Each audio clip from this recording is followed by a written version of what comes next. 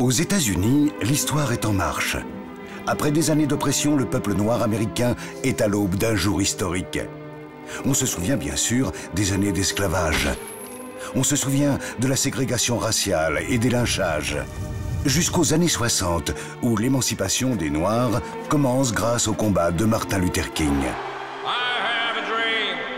50 ans de lutte acharnée pour imposer l'égalité raciale dans tout le pays. Et aujourd'hui, un homme incarne à lui tout seul ce changement, Barack Obama. Avec le parcours exceptionnel du sénateur de l'Illinois, les Américains ont montré au monde entier qu'ils avaient changé. Merci pour votre soutien. Aujourd'hui, le peuple américain démontre que l'inimaginable est possible. Un noir peut devenir président des États-Unis. Plus rien ne sera jamais comme avant. J'ai décidé d'attaquer l'Iran. Oui, enfin, presque plus rien ne sera comme avant. Nous allons rester en Irak au moins jusqu'à 2012. Oui, bon, bah, par rapport à Bush, il est noir quand même. Donc ça change.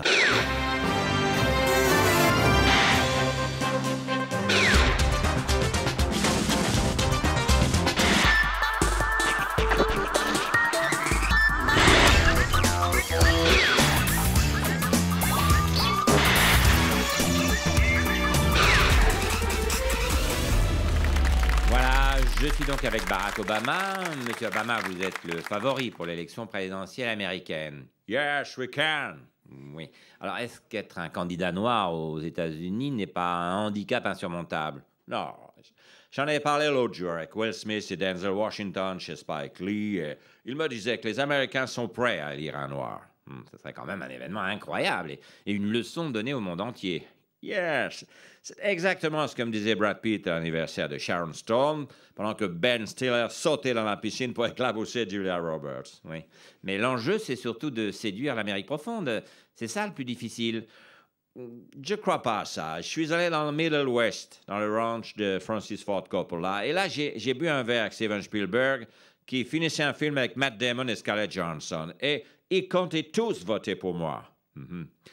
Autre enjeu de l'élection, le vote des femmes. Elles auraient soutenu Hillary Clinton, mais est-ce qu'elles vont vous suivre, vous? Mais j'y travaille. Ce matin, je prenais mon petit déjeuner avec Madonna quand Gwyneth Paltrow et Julianne Moore sont entrés dans le bar et m'ont fait « Yes, we can !» D'accord, oui. Mais M. Obama, l'Amérique est en guerre depuis le 11 septembre. Est-ce que McCain, héros de la guerre du Vietnam, n'est pas plus rassurant pour les Américains? C'est marrant, mais c'est pas du tout ce que pense Leonardo DiCaprio, avec qui j'ai passé le week-end dans la villa de Martin Scorsese. Et le dimanche, vous savez qui est venu nous voir? Je sais pas. Bill Murray? Non, George Clooney. Mais Bill Murray, je l'ai croisé cet été sur un golf de Floride, où je jouais en doublette avec Sean Connery. On a écrasé Robert Redford et Richard Gere. Oui. Ah, donc vous êtes confiant? La confiance, ça se travaille, vous savez.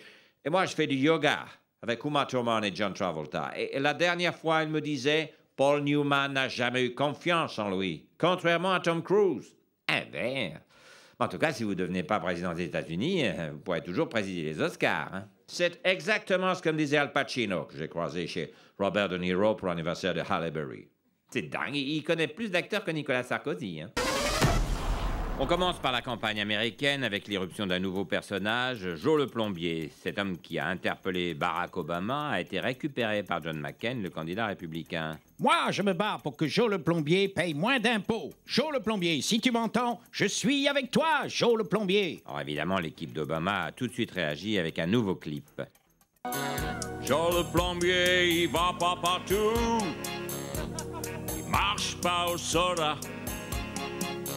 Joe le plombier, c'est sa vie. Oui, je sais pas si ce sera un bon président, Obama, mais en clip, il est imbattable. Hein?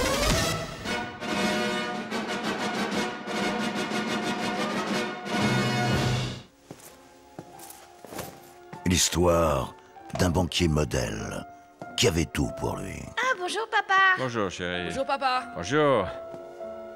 Bonjour, ma chérie. L'histoire d'un père aimant qui croyait en l'Amérique. Ah, bonne idée. Jusqu'au jour où tout a basculé. Avec George Clooney. Mais où on va aller, papa? T'inquiète pas, fiston. Je vais trouver une solution.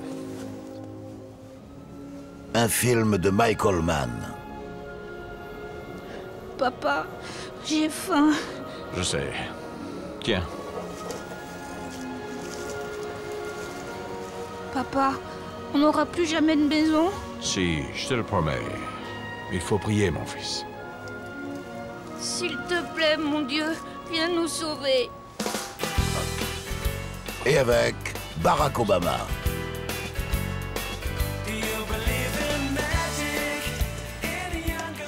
Si vous votez pour moi, je mettrai fin à la crise économique aux États-Unis. George Clooney et Barack Obama dans La politique sociale de Barack Obama.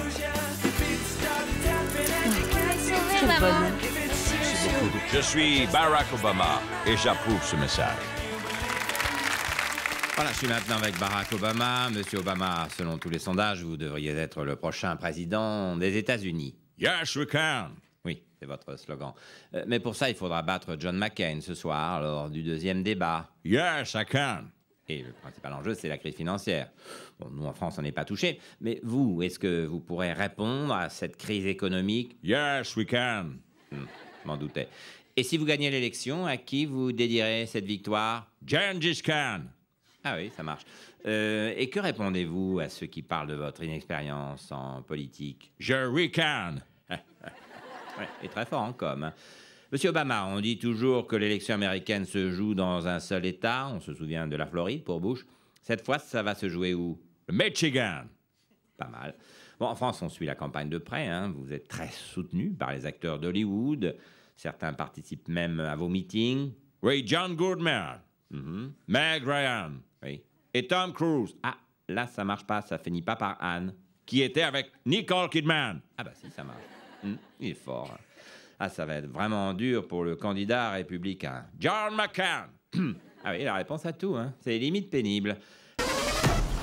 On commence par l'élection de Barack Obama, une histoire comme seuls les Américains savent les raconter. Monsieur Obama, votre ascension est incroyable. Vous voulez bien nous raconter votre parcours?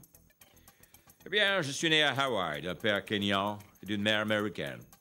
Mes parents ont divorcé quand j'avais 2 ans.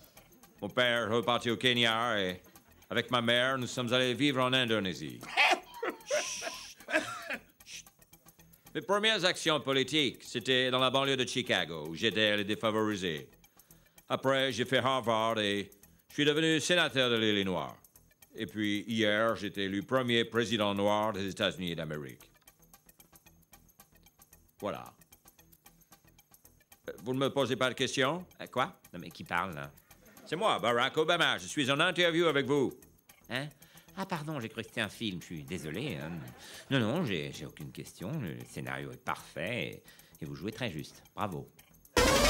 Allez-y, entrez, monsieur le président. Voici le bureau ovale. Vous installez une platine pour que vous puissiez rapper. Ah, ben je ne rappe pas. Ah bon? Pourtant, vous êtes noir. Oui, mais je suis là pour être président des États-Unis. Alors, il est content, Buana, il va pouvoir nous faire un disque.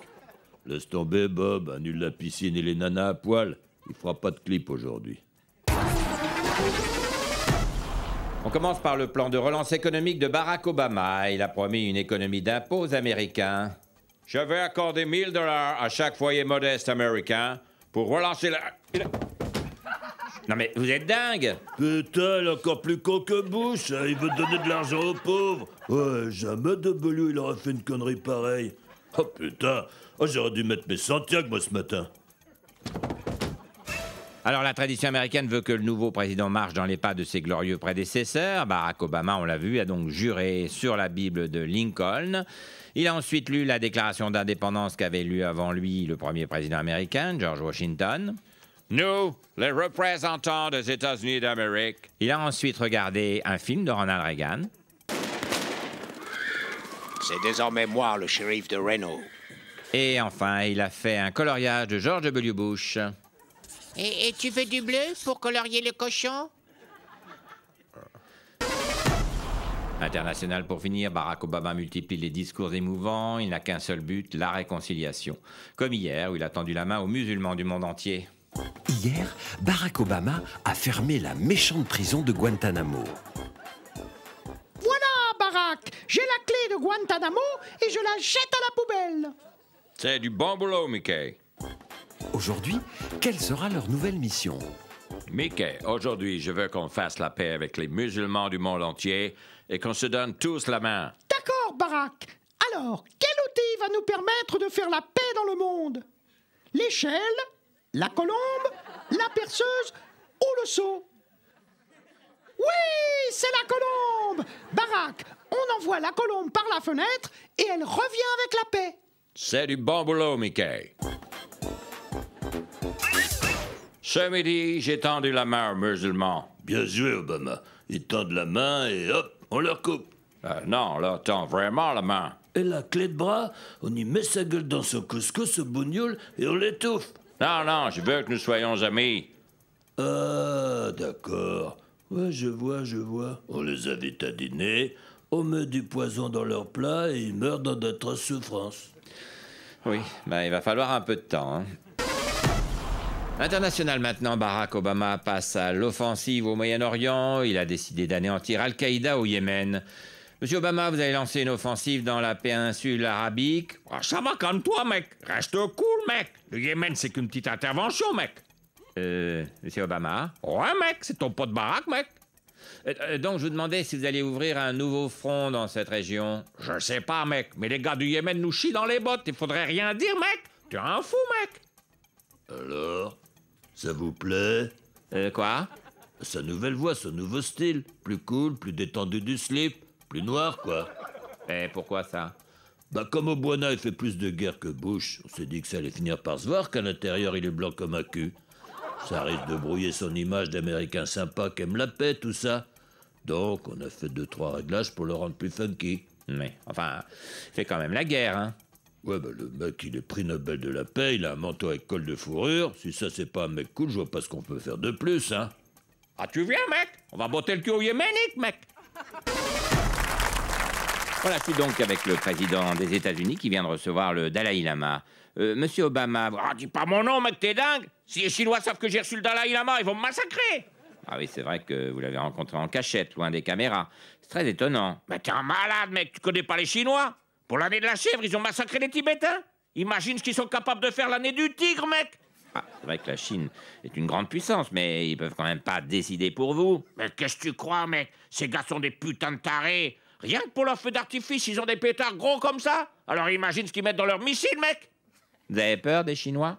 Au Jintao, c'est le big boss, c'est le king. Dans le Corleone à côté, c'est un putain de pizzaiolo, mec. Monsieur Obama, vous exagérez. Non, au Jintao, il m'a dit que si j'avais un mois de retard de mes remboursements, il boufferait beau. Ah, c'est qui, beau? Mais c'est mon chien, mec. C'est mon clébard. Et le gars veut le foutre dans un wok avec des légumes sautés, mec. Ah, faites attention, vous êtes dans le cliché, là. Non, mec, c'est des dingos, les Chinois. Au Tibet, ils ont transformé le palais du Dalai Lama en un bordel géant, mec. Maintenant, quand tu tapes sur le gong, t'as 10 frangines qui sortent à poil et il y en a une sur deux, c'est un ancien moine avec une perruque, mec. Oui, c'est vrai qu'il y a eu quelques débordements au Tibet. Des débordements? Mais il reste plus un Tibétain, mec. Dalai Lama, même pour faire un tennis, il galère, mec. Et je crois que vous exagérez encore un peu, là. Non, mec. Le dernier Tibétain vivant, c'est Richard Gere. Et c'est un putain de ringard, mec. Mais donc aujourd'hui, vous confirmez que la Chine est la première puissance mondiale. Mais réveille-toi, mec. On est débordés. C'est eux qui ont tout notre fric. J'envoie mes putains de notes de frais à Pékin, mec. On bosse pour eux. Ah, moi, je pensais que les États-Unis étaient encore indépendants. C'est terminé, ça. On décide plus de rien, mec. Tu crois que si on était encore les boss, Jackie Chan, il ferait 4 films par an à Hollywood? Le mec qui joue comme une saucisse. Et dans Rush Hour, c'est Chris Tucker qui conduit sa bagnole. On est les putains de chauffeurs des Chinois, mec. Oui, en Chine, c'est l'année du tigre, et dans le reste du monde, c'est l'année de la Chine.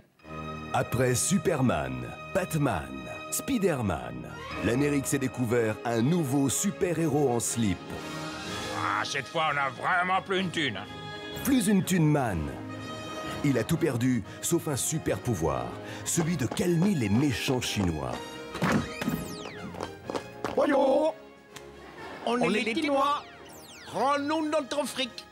12,26 $, 27 et 28 cents. Toi, devoir encore à nous 1126 milliards. C'est tout ce qui nous reste, mec. Plus une thune man.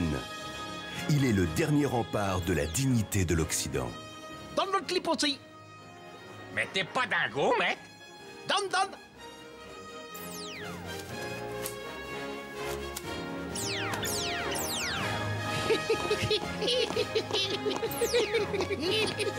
Plus une Thune Man, le premier super-héros interdit bancaire.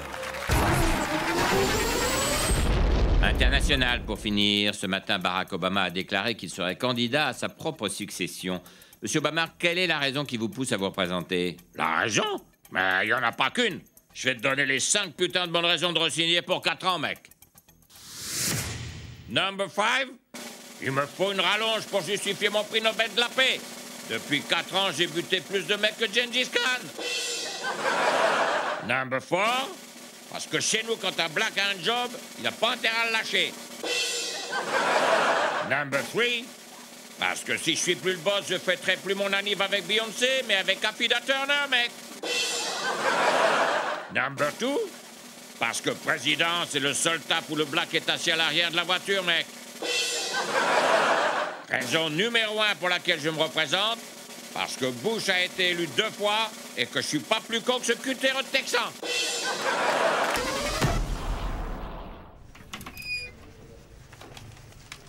Salut. Salut.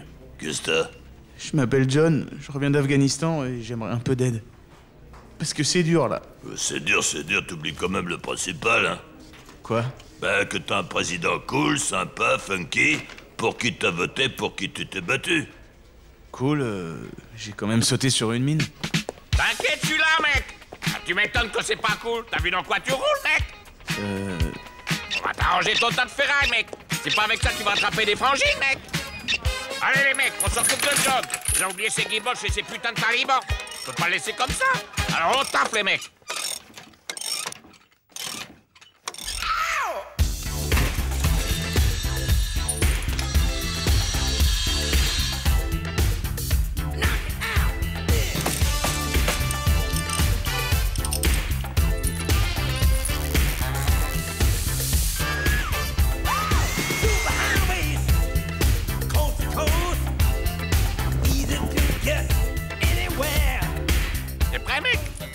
Oui?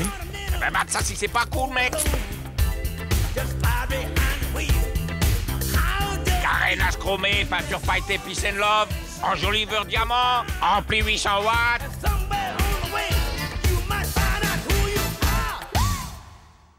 Attends, mec, vas-y, appuie sur ce bouton.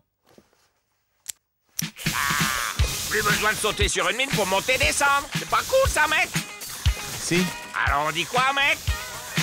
Merci, président Obama.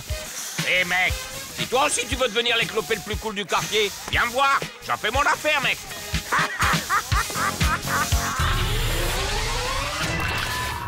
À quelques heures du vote, Barack Obama lance ses dernières forces dans la bataille. Ces dernières heures, il a multiplié les meetings. Monsieur Obama, vous dites quoi aux électeurs pour les inciter à aller voter? De pas voter Romney, mec. C'est tout? Bah, c'est ma meilleure chance. Convaincre les ricains de ne pas voter pour ce carré de Mormon. C'est le type le plus coincé des States, mec. Ça peut pas être votre seul argument. Mais j'en ai pas qu'un, mec. Je vais te donner les 5 putains de bonnes raisons de ne pas voter pour Mitt Romney. Number 5. Si tu votes Romney, pour avorter, faudra passer au Mexique, mec. Number 4. Si tu votes pour ce coincé de Romney, l'ennemi numéro 1, ce sera plus Al-Qaïda, mais la mini-jupe, mec. Number 3. Si tu votes pour un blanc, les paniers de basket seront à 1 mètre du sol, mec. Number 2. Si ce curé de Romney passe, le vendredi, même ton Big Mac sera au poisson. Une tranche de pain, une feuille de salade, une tomate et une putain de sardine. Et raison number 1 de pas voter pour le Mormon, c'est que s'il est élu, il y aura une messe à la mi-temps du Super Bowl. Voilà, je suis maintenant avec Barack Obama. Hier, Monsieur le Président, vous avez fait un discours éloquent sur la place des femmes aux États-Unis. C'était important, mec. Oui, pour un même emploi, il y a trop de différence entre le salaire des femmes et celui des hommes. Mais je suis désolé d'avoir parlé de ça à quelques jours du voyage de Hollande dans mon pays. Pourquoi? Bah, je sais qu'en ce moment, les femmes, c'est un sujet sensible pour lui. Oh non, vous n'allez pas vous y mettre, vous aussi. Je m'excuse, mais chez nous, on parle que de ça, mec. Ça fait la une de tous nos journaux qu'il ait trompé sa femme avec une actrice.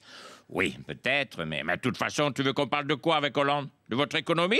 De votre croissance? Oui, non. Pour nous, la France, c'est le pays du fromage et de l'adultère, mec. Bon, ça va rien changer à sa prochaine visite d'État, quand même. Ça va tout changer notre protocole, tu veux dire, mec? Ah bon? Bah déjà, je vais devoir laisser ma femme Michel dans sa chambre. Hein. Oui, parce qu'il vient seul. Non, parce qu'il faut que je la planque. Sinon, le Frenchie va me l'embarquer, mec. Oh, monsieur Obama. S'il l'aperçoit, il va se jeter dessus. D'accord, merci. Désolé, mais DSK, Depardieu et maintenant Hollande, la France, c'est plus un pays, c'est un putain d'élevage de cochons, mec. Oula. La suite, vite. On commence donc par cette déclaration solennelle de Barack Obama qui veut éradiquer l'armée islamique. Tu vois, c'était pas si dur de lancer une petite guerre. Oh, mec, ça va, j'étais obligé, là. Oh, attends, t'as laissé tomber un truc. C'est quoi, mec? Ton prix Nobel de la paix. Enle-moi. Non, t'en auras plus besoin maintenant. Monsieur Obama, vous avez vertement critiqué Nicolas Sarkozy sur sa politique internationale, mais pas un mot sur François Hollande. Ah non, mec, nous les ricains, on a des limites. On tire sur les noirs, mais pas sur les ambulances. Salut les mecs. Bonjour, monsieur le président. Hey. Fait pas chaud aujourd'hui, Gary. Il fera encore plus froid quand vous serez parti, monsieur le président. Vous allez nous manquer. Merci, mec. Voilà votre double macchiato supplément lait avec juste un peu de mousse, monsieur Obama. Merci, meuf. On va vous regretter, vous savez. Mais on continuera à se voir, Stacy. Tu fais le meilleur macchiato de tous les États-Unis. Bonjour, monsieur le président. Bientôt l'acquis. Vous allez nous manquer, hein. Merci. Give me 5, mec. On peut faire un selfie? Avec plaisir, mec. Et c'est demain que Barack Obama quittera la Maison-Blanche après 8 années de mandat et redeviendra un citoyen comme les autres. La passation de pouvoir avec le prochain président...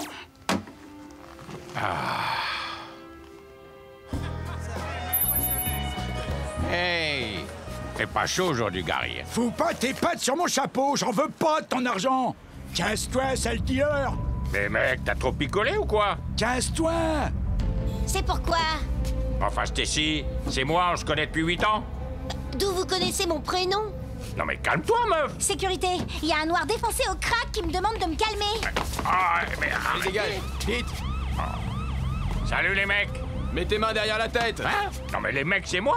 Main derrière la tête et à genoux. Déconne pas, mec. Bouge pas. Barack Obama, un président de première classe, un citoyen de seconde zone. C'était Sylvestre, à demain pour d'autres nouvelles de notre ch'ti monde. Je me lève. Je monte à la tribune. On m'acclame déjà. Comme d'habitude. Mes vannes sont mieux que mes lois. Je vais même rire au bras. Que de platitude.